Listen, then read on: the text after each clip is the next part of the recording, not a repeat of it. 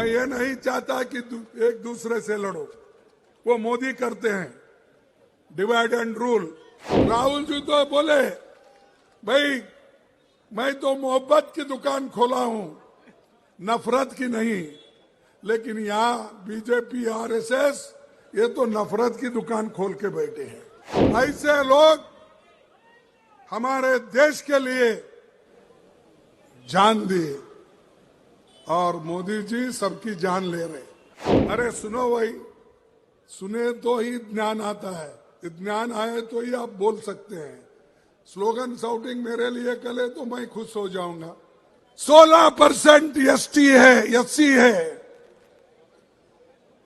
Backwards अधिक है। इसके बावजूद भी इन लोगों को कोई आज तक बड़ा काम नहीं मिला। ये पटनायक के गवर्नमेंट में कोई बड़ा आदमी या कई बड़े हुद्दे पे इन्होंने नहीं बिठाया। इसीलिए आप हिम्मत करो, एक हो जाओ, अपने हकूक के लिए लड़ो। मैं ये नहीं चाहता कि एक दूसरे से लड़ो, वो मोदी करते हैं डिवाइड एंड रूल। लेकिन मैं नहीं, मैं देश को एक रखना चाहता हूं। राहुल जी देश को एक रखना चाहते हैं। राहुल जी तो बोले भाई मैं तो मोहब्बत की दुकान खोला हूं, नफरत की नहीं। लेकिन यहाँ बीजेपी आरएसएस ये तो नफरत की दुकान खोल के बैठे हैं। और इसी के वजह से आपको होशियार रहना चाहिए। अगर आप ये कहें अरे सुनो भाई, सुने तो ही ज्ञान आता है, ज्ञान आए तो ही आप बोल सकते हैं। स्लोगन शाउटिंग मेरे लिए करे तो मैं खुश हो जाऊंगा, बाकी का समझ तो नहीं पाएंगे आप। देखो बीजेपी और आरएसएस इतनी बुरी है और उसके संग में इन्हों है। फर्ज करो अगर कोई आदमी, हम कहते हैं भाई ये विष के जैसा है, ये लोग बहुत डेंजर है, इसीलिए उनको दूर रखो, उनको टेस्ट मत करो। हमने कहा अगर कोई ये कहता है तो भाई हम बोलते ये विष है, पॉइजन है, इसके पास मत जाओ, उसको देखो मत।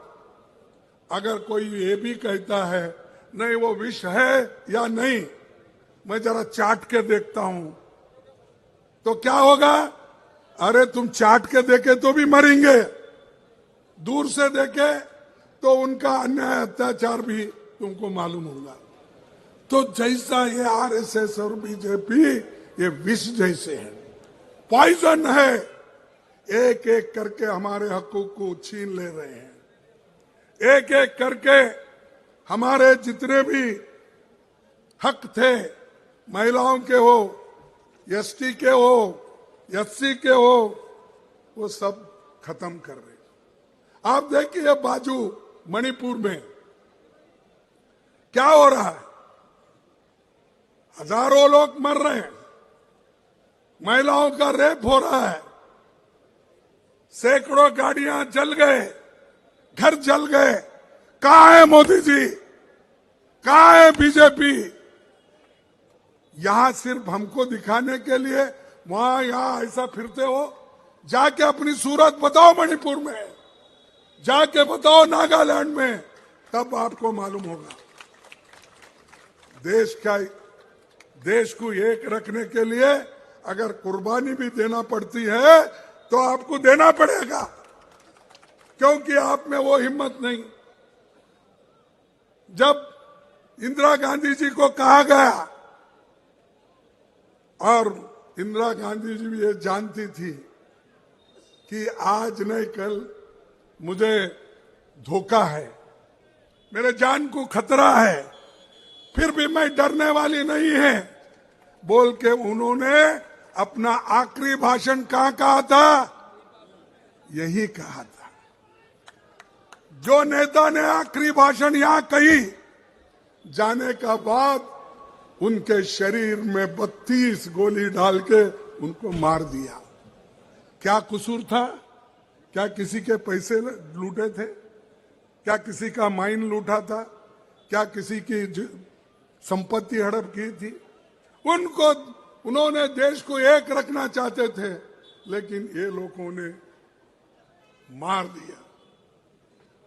राजीव गांधी यही चाहते थे, जैसा मां देश को एक रखना चाहती है वैसा ही हम भी करेंगे।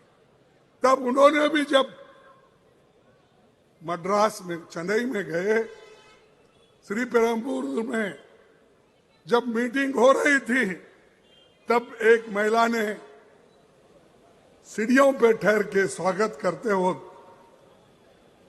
वो महिला अपने कंबर पे मानो बॉम्ब बनाकर लेकर बांध के लेके गई थी, और वो हार डालते डालते उनके गले में बॉम्ब स्फोट हुआ और राजीव जी के देह का, शरीर का टुकड़े टुकड़े टुकड़े हो गए।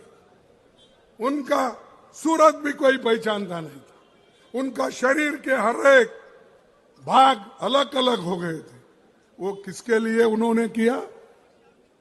वो देश के लिए किया कि अपने लिए किया? बोलिए आप। फिर ये पटनायक को समझ में नहीं आता, ये आरएसएस को समझ में नहीं आता, ये बीजेपी को समझ में नहीं आता। ऐसे लोग हमारे देश के लिए जान दिए, और मोदी जी सबकी जान ले रहे। वो ये जानते हैं, भाई डालो, हमारी बात नहीं सुनता, ईडी का रेड करो, इनकम टैक्स का रेड करो, और आईटी का रेड करो।